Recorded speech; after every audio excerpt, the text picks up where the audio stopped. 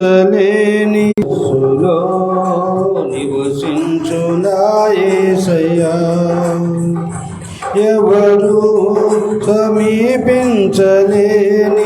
తేజస్సులో నివసించు నా యేసయ్యా, నీ మహిమను ధరించిన పరిశుద్ధులు నా పంట పడగానే, నీ మహిమను ధరించిన పరిశుద్ధులు నా వెంట పడగానే, ఏమౌదునో నేనేమౌదునో, ఏమౌదునో నేనేమౌదునో, ఏమౌదునో నేనేమౌదునో, ఎవరు సమీపించలేని తేజస్సులో నివసించు నా యేసయ్యా. హల్లెలూయా. ప్రియులారా, దేవుడు మహా తేజస్సులో ఈ లోకములో సంచరిస్తూ ఉన్నాడు. నేను లోకమునకు వెలుగై ఉన్నాను అని చెప్తున్నాడు. ఏమైనాడు దేవుడు? వెలుగై ఉన్నాడు. వెలుగు ఏం చేస్తుంది చెప్పండి? ఏం చేస్తుంది? వెలుగు ఏం చేస్తుంది? వెలుగు వెలుతునిస్తుంది. Okay, very good. చీకట్లో ఉన్నవారికి వెలుగు మంచి దారిని చూపిస్తుంది. లోకమంతా చీకటిమయముగా ఉంది. ఈ చీకటి ఎలాగుందంటే, అధికారుల దగ్గర అన్యాయము, ఎంఆర్ఓ ఆఫీస్కి పోతే అన్యాయము, పోలీస్ స్టేషన్లోకి పోతే అన్యాయము, కలెక్టర్ ఆఫీస్లో పోతే అన్యాయము, ఆర్ఎండ్బి ఆఫీస్కి పోతే అన్యాయము. ఎక్కడికి పోయినా, ఏ అధికారిని కలిసినా, ఏ ఎమ్మెల్యేలు కలిసినా ఏం జరుగుతుంది? మోసం కనబడుతుంది, చీకటి కనబడుతూ ఉంది. చీకటి కనపడుతూ ఉంది ప్రియులారా.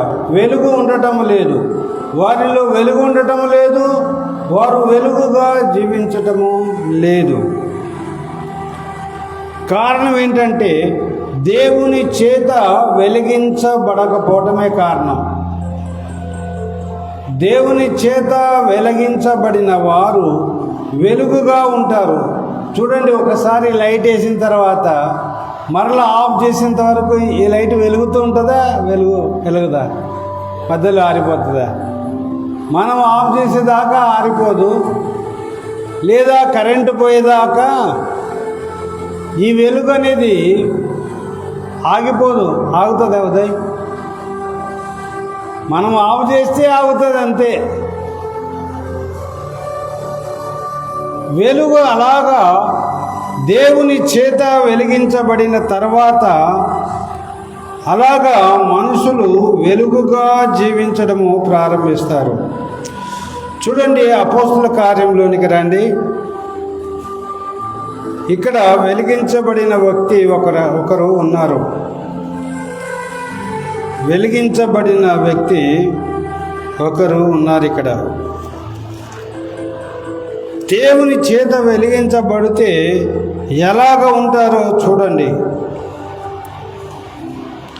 అపోస్తుల కార్యం 9వ అధ్యాయము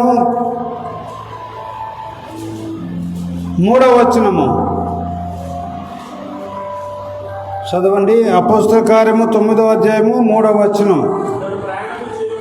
అతడు ప్రయాణము చేయుచు దమస్కు దగ్గరకు వచ్చినప్పుడు అకస్మాత్తుగా ఆకాశం నుండి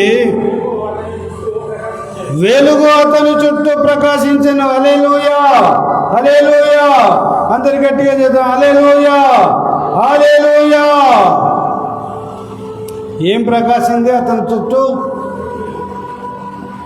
వెలుతురు ప్రకాశించింది. ఈ పౌలు ఎలాంటి వాడంటే, ఎవరైతే దేవుని నమ్ముకున్నారో, యేసు ప్రభువును వెంబడిస్తున్నారో ఆ వ్యక్తులందరినీ తీసుకుని వచ్చి జైల్లో వేసి చిత్రహింసలు చేస్తూ చంపుతూ పట్టుకోవడానికి వెళుతున్న వ్యక్తిన. ఇతను సామాన్యమైన వ్యక్తి కాదు, చాలా విద్యాభ్యాసము చేసిన వ్యక్తి. కానీ ఎవరైతే యేసుప్రభుని నమ్ముకున్నారో, యేసుప్రభుని వెంబడిస్తున్నారో వారందరినీ హింసిస్తూ వారిని క్రూరంగా చంపుతూ ఉన్న భయంకరమైన వ్యక్తి సౌలు పేరు చెబితే అల్లాడిపోతున్నారు, భయపడి గజగజ వణిగిపోతున్నారు, దాపెట్టుకుంటున్నారు, గుహల్లో దాపెట్టుకుంటున్నారు, అడవులకు వెళ్ళి దాపెట్టుకుంటున్నారు, ఇళ్ళల్లో దాచిపెట్టుకుంటున్నారు. అలాంటి వ్యక్తిని దేవుడు దర్శించాడు. ప్రియులారా, 9వ అధ్యాయం 1వ వచనం చూడండి.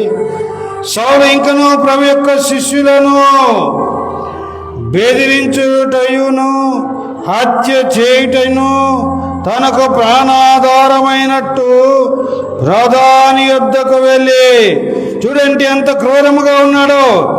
ఇంకను ప్రభు యొక్క శిష్యులందరినీ భయపడుతున్నాడు, క్రూరంగా హింసిస్తున్నాడు, చంపుతున్నాడు. ఎవరైతే దేవుని యేసుప్రభుని నమ్ముకున్నారో వారిని అందరినీ హింసిస్తున్న వ్యక్తి ఇతను. అతని పేరు చెప్తే ఆ ప్రాంతమంతా భయపడి వణిగిపోతున్నారు క్రైస్తవులు. ఈరోజు కూడా బీజేపీ ప్రభుత్వం వచ్చిందని భయపడిపోతున్నారు కదా మన వాళ్ళు. భయపడి వణిగిపోతున్నారు, వీధి ప్రసంగాలు చేయడానికి భయపడిపోతున్నారు, కరపత్రాలు ఇవ్వడానికి భయపడిపోతున్నారు, బయట వీధుల్లో మీటింగులు పెట్టుకోవడానికి భయపడిపోతున్నారు, వణిగిపోతున్నారు. ఎవరొచ్చి దాడి చేస్తారో, ఎటు నుంచి వచ్చి కొడతారో, ఎటు నుంచి వచ్చి పడగొడతారో, ఎటు నుండి వచ్చి కాల్చివేస్తారో అని భయపడిపోతున్నారు. భయముతో ఈ దినం సువార్త పని చేయలేకపోతున్నారు, దేవుని గురించి ప్రకటించలేకపోతున్నారు. ఈ మధ్యలో అనంతపురంకు వెళ్ళారు.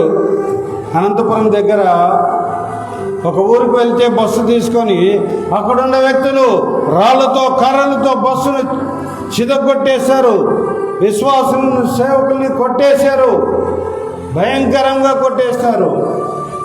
కేసులు పెట్టడం లేదు,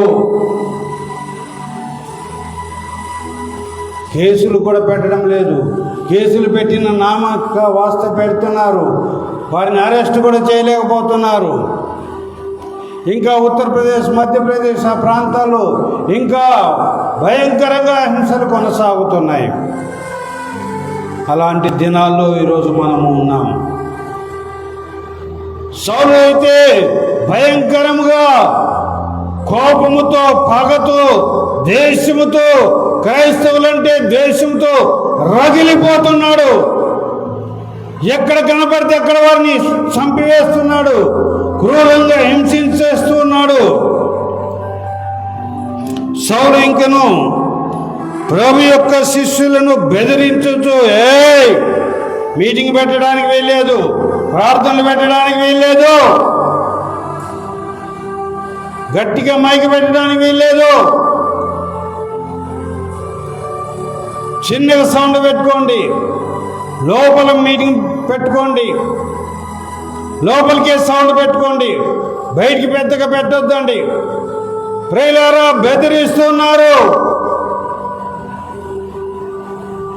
క్రైస్తవులు బెదిరిపోతారా? అంతగా బెదిరిపోతారా? ప్రభు పాదాలు పట్టుకుంటున్నారు, ప్రభు దగ్గర కన్నీరు కారుస్తున్నారు, ప్రభు దగ్గర వేదన పడుతున్నారు, ప్రభు దగ్గర రోధిస్తున్నారు.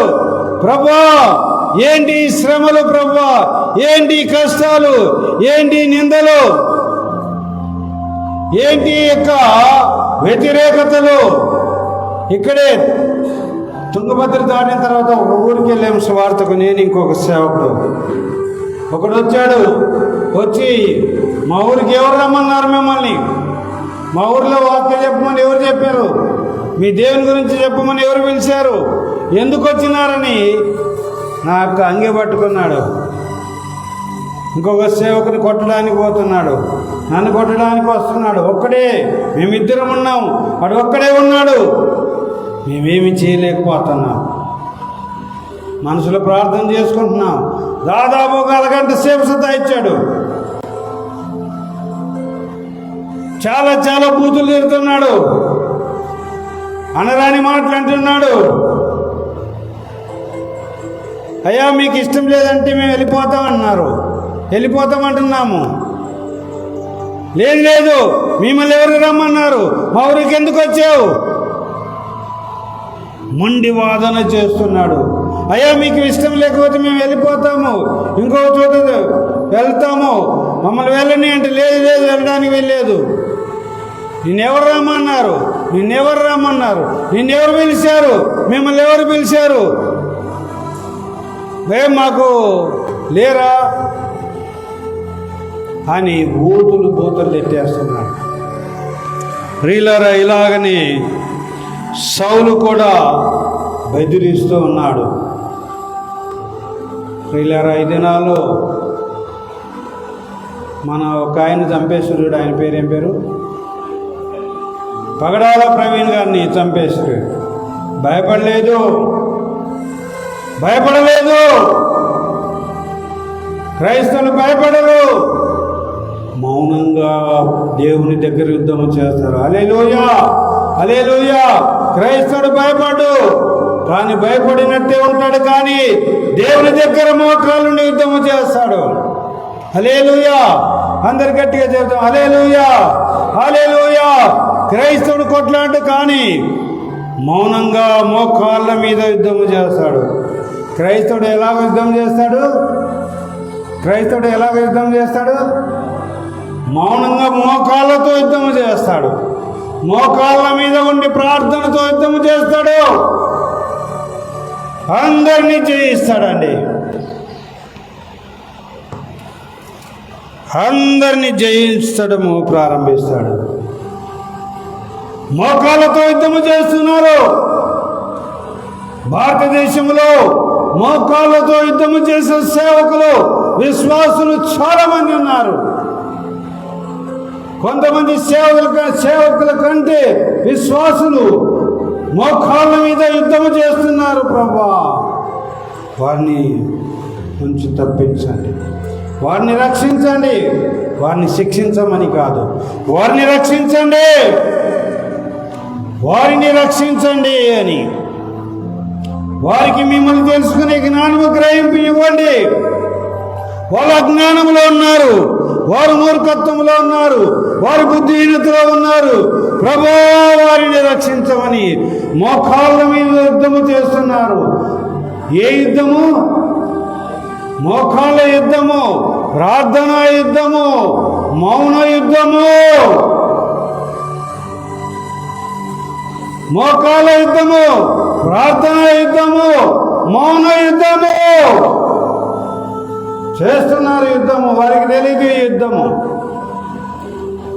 యుద్ధము యెహోవాదే, యుద్ధము యెహోవాదే, యుద్ధము యెహోవాదే, యుద్ధము యెహోవాదే, యుద్ధము యెహోవాదే, యుద్ధము యెహోవాదే.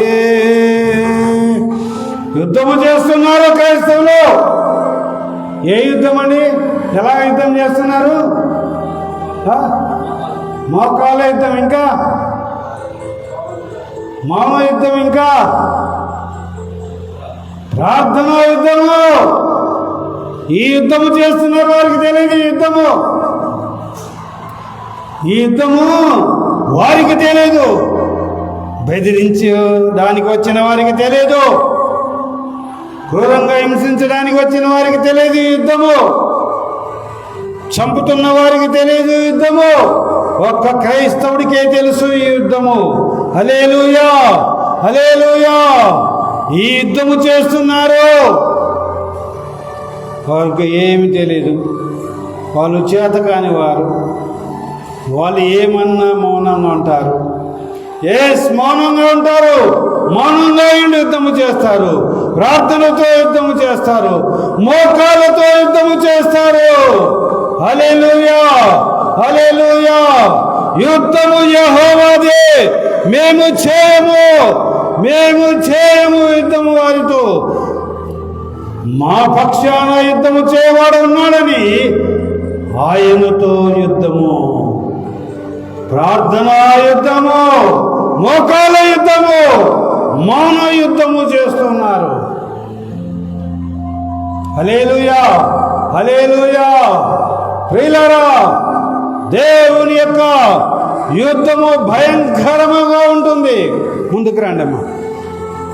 దేవుని యుద్ధము భయంకరంగా ఉంటుంది. ఎలాగుంటుందంటే, ములుకోలకు ఎదురుదంతే ఏముంటుంది?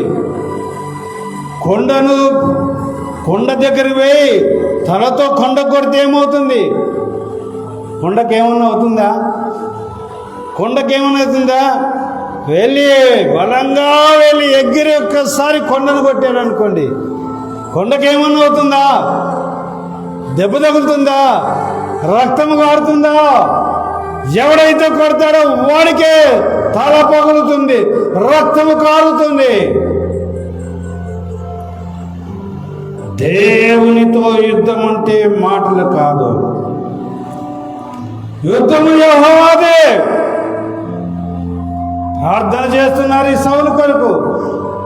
యేసయ్యా, ఈ సౌలు ఎలాగ నీ బిడ్డను హింసిస్తున్నాడు, ఎలాగ నీ బిడ్డలను చంపుతున్నారు. ప్రభువా, అతనికి జ్ఞానము గ్రహింపు దయచి అతని కళ్ళు తెరవండి, అతని కళ్ళు తెరవండి. యుద్ధము చేస్తున్నారు, ప్రార్థన యుద్ధము. మత్తయి, మార్కు, లూకా, యోహాను, ఆంద్రేయులు యుద్ధము చేస్తున్నారు, ప్రార్థనా యుద్ధము. మగ్దలేని మరియ యుద్ధము చేస్తుంది, మరియ యుద్ధము చేస్తుంది. ఏ యుద్ధం చేస్తుందండి? ప్రార్థన యుద్ధము. ఏ యుద్ధము చేస్తుంది? మౌన యుద్ధం. ఏ యుద్ధము చేస్తుంది? మోకాళ్ళ యుద్ధము. ఈ యుద్ధం బాగా గుర్తుపెట్టుకోండి. ప్రార్థనా యుద్ధము, మోకాళ్ళ యుద్ధము, మౌన యుద్ధము. ప్రార్థనా యుద్ధము, మోకాళ్ళ యుద్ధము, మౌన యుద్ధము. క్రైస్తవుడు ఎప్పుడు ఇవి కలిగి ఉండాలి. ఈ యుద్ధము నువ్వు ఎల్లప్పుడూ చేస్తుండాలి. నువ్వు ఈ 3 యుద్ధాలు నువ్వు చేస్తున్నప్పుడు నీ పక్షాన దేవుడు యుద్ధము చేస్తాడు. నీ పక్షాన ఎంతో మందిని లేపుతాడు. నీ పక్షాన దేవదూతలు పంపుతాడు. నేను లండన్కి వెళ్ళి వస్తున్నాను. వస్తుంటే లండన్ నుంచి చెన్నైలో ఫ్లైట్ దిగి పెద్ద సూట్ కేసు తీసుకొని బస్సులో వస్తుంటే అన్యాయంగా నా మీద ఒకడు గొడవకు దిగాడు. లేదండి సారీ అండి అంటే కూడా సారీ అంటే కూడా వినటం లేదు. తిడుతున్నాడు, అరుస్తున్నాడు, కేకలు వేస్తున్నాడు. ఉంటుంటే నా పక్కన ఎవరో ఒక ఆయన వేశాడు. ఏమి అట్లా రెచ్చిపోటు మాట్లాడుతున్నావు, ఏమి నీవు? ఆయన ఏం ఊకుంటుంటేనేమని నా పక్షాన్ని లేచి ఆయన గొడవ స్టార్ట్ చేశాడు. ఆయన గొడవ స్టార్ట్ చేయగానే వీడు తగ్గిపోయాడు, కూర్చుండిపోయాడు. ప్రియులారా, నీవు ఈ 3 యుద్ధాలు చేయడము అలవాటు చేసుకో. నీ పక్షాన నీకు ఉన్న సమస్యలు ఏ వచ్చినప్పటికీ వారు నీ పక్షముగా యుద్ధము చేస్తారు. ఇక్కడంతా కొట్టాలు వేసినారు. ఈ మామిడి తోట అంతా కొట్టాలు వేసినారు కదా. నువ్వు ఉన్నావు కదా అప్పుడు. వేసినప్పుడు అన్నీ పడగొట్టారు. దీన్ని మీకు కూడా పడగొట్టడానికి, ఆ కొట్టం కూడా పడగొట్టడానికి జేసీబీ పెట్టారు కదా. జేసీబీ పైన పెడితే నేను లేను, నువ్వు ఉన్నావు కదా. ఆయన ఉన్నాడు.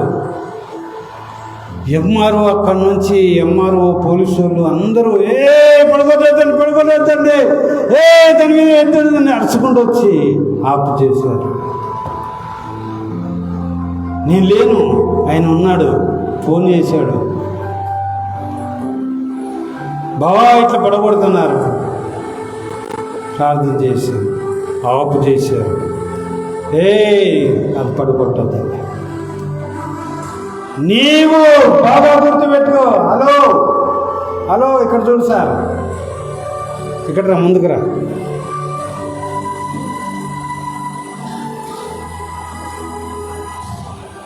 నీవు ఈ 3 యుద్ధాలు నేర్చుకోండి. ఈ 3 యుద్ధాలు ప్రియులారా, 1 ప్రార్థన యుద్ధము, 2 మోకాళ్ళ యుద్ధము, మౌనంగా యుద్ధం. మౌన యుద్ధం అంటే ఏం తెలుసా?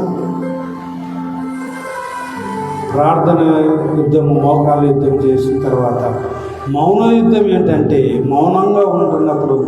మౌనంగా ఉండటం అంటే నువ్వు వాళ్ళు కొడితే నువ్వు కొట్టడానికి పోకూడదు, నువ్వు తిడితే వాళ్ళు తిడితే నువ్వు తిట్టడానికి పోవు. నువ్వు మౌనంగా ఉంటే ఆయనే అన్ని చూసుకుంటాడు అన్నమాట. అది మౌన యుద్ధము, అది మౌన యుద్ధము. ఏదైనా కానీ నా యేసయ్య చూసుకుంటాడు. నేనేమి చేసుకోను, నేను మౌనంగా ఉంటాను. నా దేవునికి నేను చెప్పాను. ప్రార్థన యుద్ధము, మోకాళ్ళ యుద్ధం నేను చేశాను. ఇక అంతా ఆయన చూసుకుంటాడు. ఇక నాకేమీ అవసరం లేదు, ఆయనే చూసుకుంటాడని నువ్వు మౌనం ఉంటే అదే యుద్ధము. హల్లెలూయా హల్లెలూయా. నువ్వు మౌనంగా ఉంటే అదే యుద్ధము. అప్పుడు మౌనంగా ఉంటే నువ్వు ఏమి చేయకుండా నీ కాళ్ళు చేతులు 2 కట్టేసుకొని ఊరుకో ఉంటే, అలాగ మౌనంగా ఉంటే ఆయన యుద్ధం చేస్తాడు. ఒకానొక రోజులో మా అన్నను మా నాన్న మా బంధువుల్లో ఒకరు ఒక 3 4 కొట్టారు. కొడితే నేను లేని ఊర్లో, నేను అప్పుడు బాగా మీలాగా ఏమన్నా బలంగా ఉన్నాను. ఇట్లా మీలాగా పక్క సిక్కిలేను. నేను అప్పటికే బాగా బలంగా ఉన్నాను. కొడితే 5-10 మందిని కూడా కొడతాను, అట్లాంటి బలం ఉన్నాను. ఒకటే దెబ్బకు పడిపోవాలి, అలాగ కొట్టేవాడిని. కానీ భక్తిలో బాగా ఉన్నాను, బాగా విశ్వాసంలో ఉన్నాను. ఫోన్ చేశారు మా ఇంట్లో, ల్యాండ్ ఫోన్. అప్పుడు వేరే వాళ్ళకి ఫోన్ చేస్తే వాళ్ళు చెప్పారు, వాడు వచ్చి అందరినీ కొడతాడు అనుకున్నారు. మా అన్న, మా నాన్న, మా తమ్ముళ్ళు అందరూ నేను కొడతాను వాళ్ళని అనుకున్నాడు. నేను వచ్చి అక్కడ నుండి ప్రార్థన చేసుకుంటూ వస్తున్నాను. వచ్చాను ఇంటికి వచ్చాను. నేను ఇంట్లో కూర్చొని ఊరికే ఉన్నాను. మా అన్న అన్నాడు, ఏమిరా వచ్చి వాళ్ళంతా కొడతా అంటే గొజ్జుని లెక్క కూర్చున్నాం అని అన్నాడు. మౌనం అన్నాడు. ప్రార్థన చేస్తున్నా. కొద్ది రోజులకు మా నాన్నను కొట్టిన వాళ్ళు 2 చనిపోయారు. ఒకడైతే యాక్సిడెంట్లో చెయ్యి ఇరిగిపోయింది. కొద్ది రోజులకు వాడు చనిపోయాడు. వాళ్ళ ఇంట్లో నుంచి, ఆ చనిపోయిన వాళ్ళ ఇంట్లో నుండి ఒక్కొక్కరిని ప్రభులోనికి నడిపించాను. హల్లెలూయా హల్లెలూయా. ఒక్కొక్కరిని ప్రభులోనికి నడిపించాను. మౌన యుద్ధంలో ఉన్న గొప్పతనం అదే. నువ్వు మౌన యుద్ధము చేస్తున్నప్పుడు కలిగే గొప్ప అద్భుతమైన కార్యం అదే. ప్రియులారా, అభ్యాసం చేసుకోండి. భక్తిని అలాగా అభ్యాసం చేసుకోండి. చూడండి, 2వ వచనం కూడా చదవండి.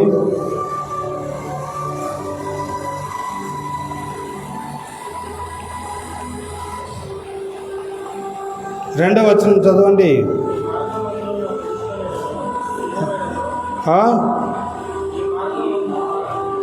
ఏ మార్గమందంటే యేసు మార్గమందున్న పురుషులనైనను స్త్రీలనైనను కనుగొనిన ఎడల వారిని బంధించి యెరూషలేమునకు తీసుకొని వచ్చుటకును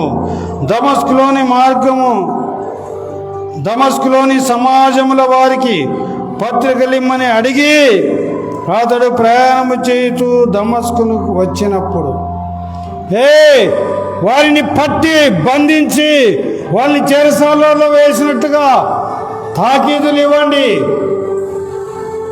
ఇప్పుడైతే ఏమన్నారంటే గెజిట్ ఇవ్వండి, గవర్నమెంట్ ఆర్డర్ ఇవ్వండి, గవర్నమెంట్ ఆర్డర్ ఇవ్వండి అని తీసుకుని వచ్చారు. ఈ సౌలు ఈ తాకీదులు తీసుకుని వస్తున్నాడు. దేనికండి? ఈ మార్గమందున్న పురుషులనైనను స్త్రీలనైనను కనుకొని ఎవరైనా కానీ ఈ మార్గమందు యేసు మార్గమును, యేసును వెంబడించుతున్న మార్గములో ఎవరు ఉంటారో వారిని బంధించి చెరసాలలో వేయడానికి, వారిని హింసించడానికి, వారిని చంపడానికి తాకీదులు తీసుకొని వస్తున్నాడు, లెటర్ తీసుకొని వస్తున్నాడు. ఆ సమయంలో దమస్కులో మార్గంలో దేవుడు దర్శించాడండి. ఎలాగ దర్శించాడో చూడండి. 3వ వచనము.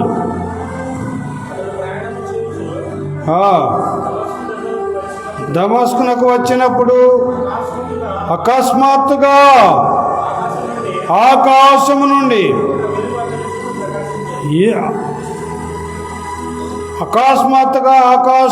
ఒక వెలుగు అతని చుట్టూ ప్రకాశించెను.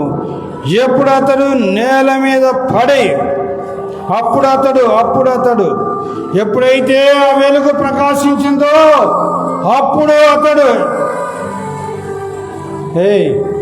ఇప్పుడైతే వచ్చింది. మళ్ళా సెల్ ఎందుకు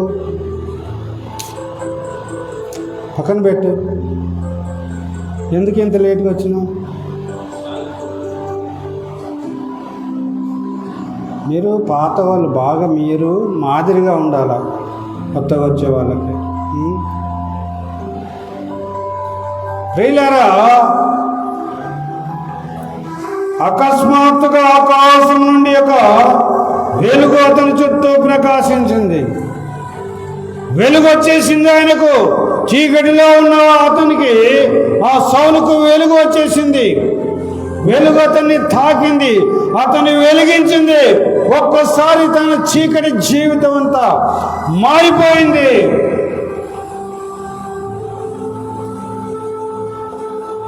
చీకటి జీవితము, పాపము జీవితము, అపవిత్రమైన జీవితము, అన్యాయమైన జీవితము, దుర్మార్గమైన జీవితము, హత్య చేసే జీవితము, బెదిరించే జీవితము ఒక్కసారిగా మారిపోయింది.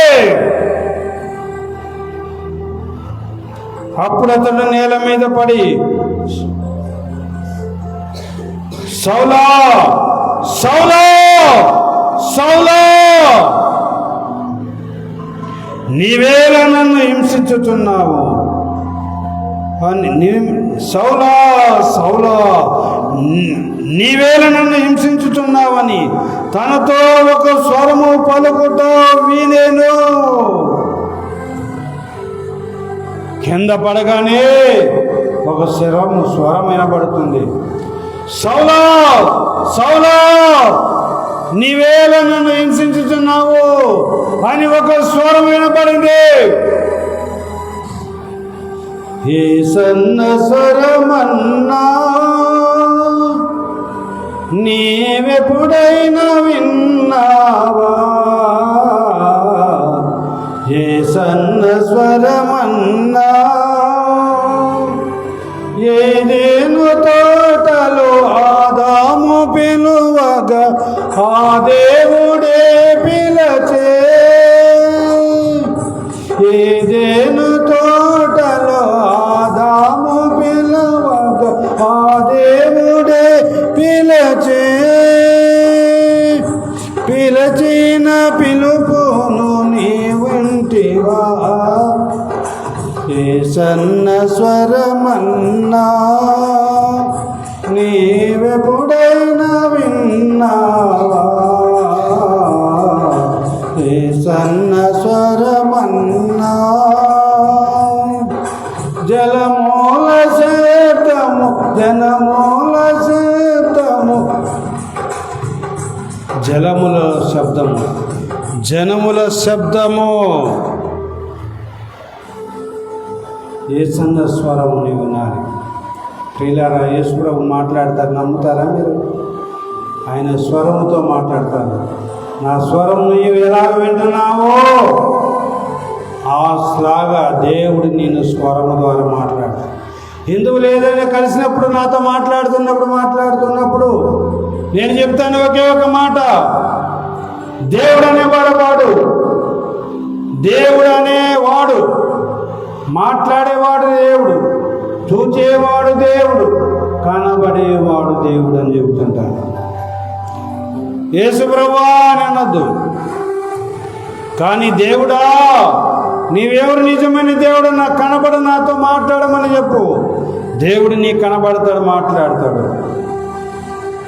దేవుడు నీకు కనబడతాడు, మాట్లాడతాడు.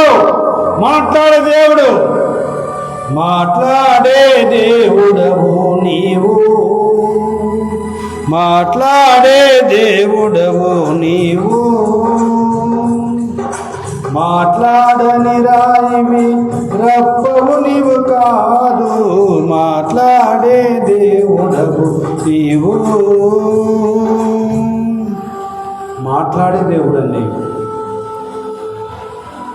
నేను కొండల్లో, అడవుల్లో దేవుని స్వరం వినాలి, దేవుని చూడాలని 2 రోజులు 3 రోజులు నీళ్ళు తిండి తిప్పలు ఏమీ లేకుండా ఒంటరిగా గడిపేవాళ్ళు. దేవుని స్వరం విన్నాను, దేవుని దర్శనం చూశాను. నేను ఒక్కసారిగా మారిపోయి ఇంటికి వచ్చాను. ఇంటికి వచ్చి ఇంట్లో ఉన్న విగ్రహాలన్నీ తీసేసాను, ఒక మూట కట్టి కెనాల్లో వేసి వచ్చేసాను. దేవుణ్ణి ఎప్పుడైతే చూశాను, ఎప్పుడైతే స్వరం విన్నానో ఇంటికి వచ్చేసాను. ఇంటికి వచ్చేసి ఇంకా మూట కట్టి అన్ని పాడేసి వచ్చాను. ఈయన నిజమైన దేవుడని నేను నమ్మాను. ఆ రోజు ప్రియులారా, ఆకలి ఉండాలి. ఏం ఆకలి? దేవుని చూడాలి, దేవుని స్వరం వినాలని ఆకలి ఉండాలి, ఆరాటం ఉండాలి, పోరాటం ఉండాలి. దేవుడు మాట్లాడే దేవుడు, వినే దేవుడు, చూసే దేవుడు నీతో మాట్లాడడానికి అనేక సార్లు ఆశపడుతున్నాడు, కానీ నీవు ఆశపడటం లేదు. దేవుడు మాట్లాడాలని ఆశపడుతున్నాడు, కానీ నీవు ఆశపడటం లేదు. ప్రియులారా, ఆకలి, తపన, ఆరాటం.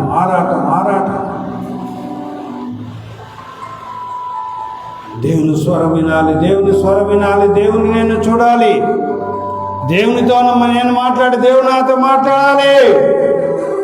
ఆరాటము, తపన, ఆశ కలిగి ఉండాలి. ప్రియులారా,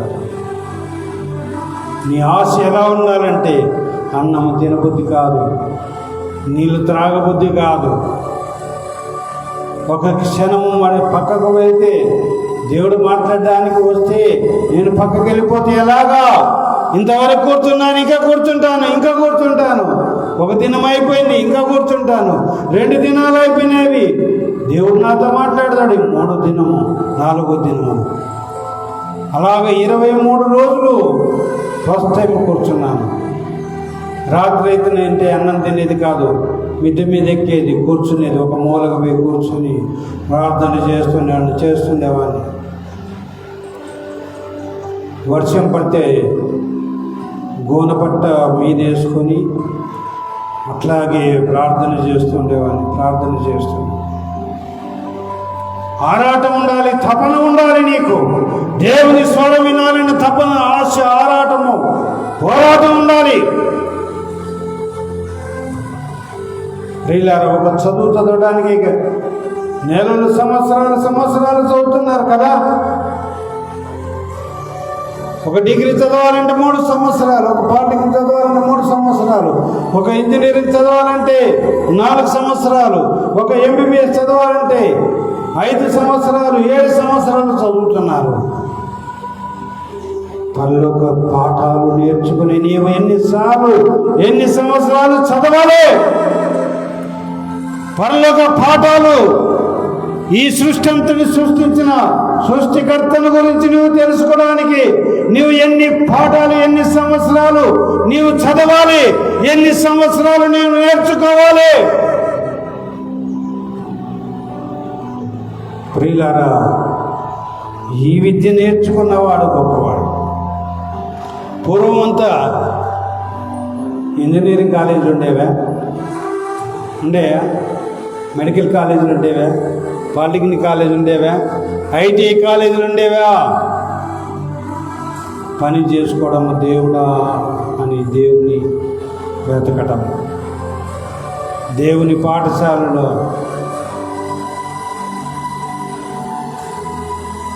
ఎందుకు అలాగా చేశారంటే, దేవుడు నా నీతిని రాజ్యం వెతకండి అన్నీ ఇస్తానన్నాడు. అందుకని దేవుని నీతి రాజ్యమును వెతుకుతూ ఉండేవారు. అప్పుడు అన్నీ వచ్చేవారికి ఏ కొదువ లేకుండా వచ్చాయి. అబ్రహాం ఏమన్నా ఒక యూనివర్సిటీలో చదివాడా? ఇస్సాకు యూనివర్సిటీలు చదివాడా? యాకోబు ఏదైనా కాలేజీలో చదివాడా? లేదు. వారు దేవుని కాలేజీలో ఉన్నారు. అంటే దేవుని సన్నిధే వారికి కాలేజీ. దావీదుకు దేవుని సన్నిధే కాలేజీ, యోసేపుకు దేవుని సన్నిధే కాలేజీ, దానియేలుకు, షద్రకు, మెషకు, అబేద్నెగోలకు దేవుని సన్నిధే కాలేజీ. ఇక వేరేవి లేవు. ప్రియులారా, అందుకని వారు గొప్పవారయ్యారు. ఈరోజు వరకు వారి గురించి మనం చదువుకుంటున్నాము. మత్తయి, మార్కు, లూకా, యోహాను, ఆంద్రేయ, మరియా, యోహానులు ఏ కాలేజీలో నేర్చుకున్నారు? దేవుని పాదాల దగ్గర నేర్చుకున్నారు. ప్రియులారా, సౌలు ఆయన స్వరం విన్నాడు. నేను కూడా స్వరం వింటాను, ఆయన స్వరం నేను వినాలి అని నువ్వు పట్టుదల పట్టి దేవుని సన్నిధిలో పోరాటం నేర్చుకో. ఏది పొందాలన్నా కూడా నీవు ఈ 3 చేయాలి. ఏం చేయాలి? 3 ఏంటి? 3 గట్టిగా చెప్పాలి. మోకాళ్ళ పోరాటము, గట్టిగా చెప్పాలి. మౌన పోరాటం,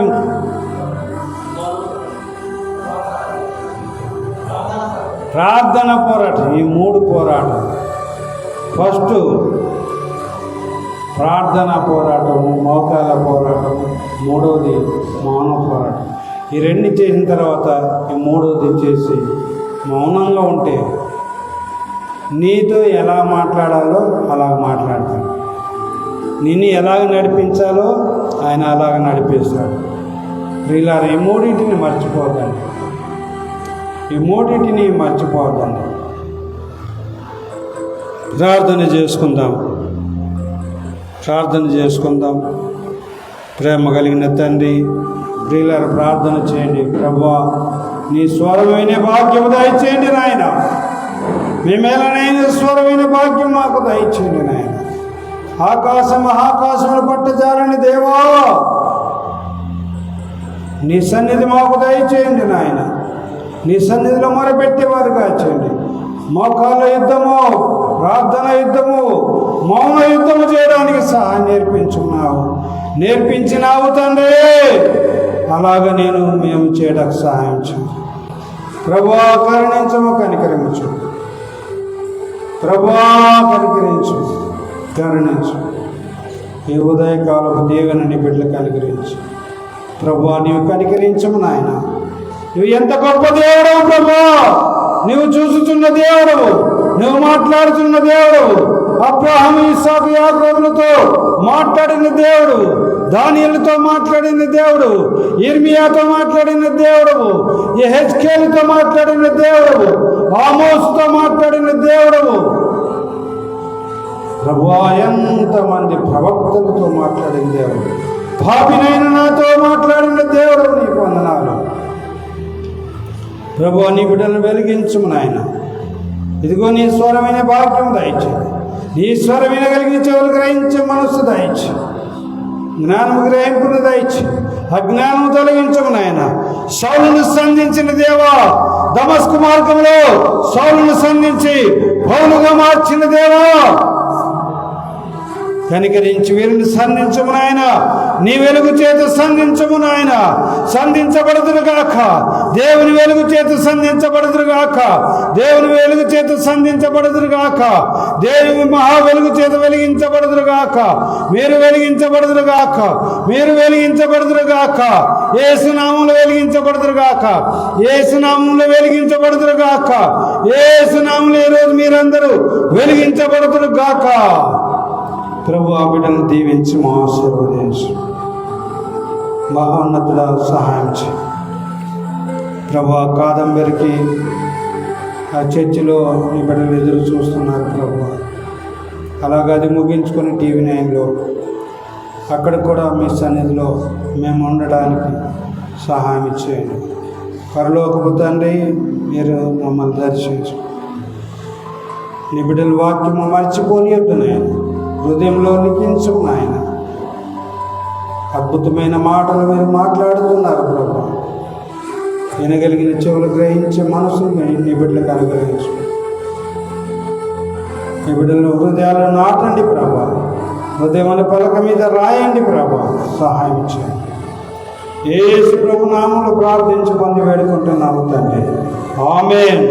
తండ్రి యొక్క ప్రేమ, యొక్క కుమారుని యొక్క కృప, పరిశుద్ధాత్మ యొక్క నిత్య సహవాసం ఇప్పుడు ఎల్లప్పుడూ సదాకాలము తోడైండి. మోకాళ్ళ యుద్ధము, ప్రార్థన యుద్ధము, మౌన యుద్ధము చేసినట్టుగా, దేవుని స్వరం వినట్లుగా పరిశుద్ధాత్మ దేవుడు మనందరికీ సహాయం చేయునుగాక. ఆమేన్. అందరి గట్టిగా చెప్పండి ఆమేన్, ఆమేన్. దయచేసి కూర్చోనండి.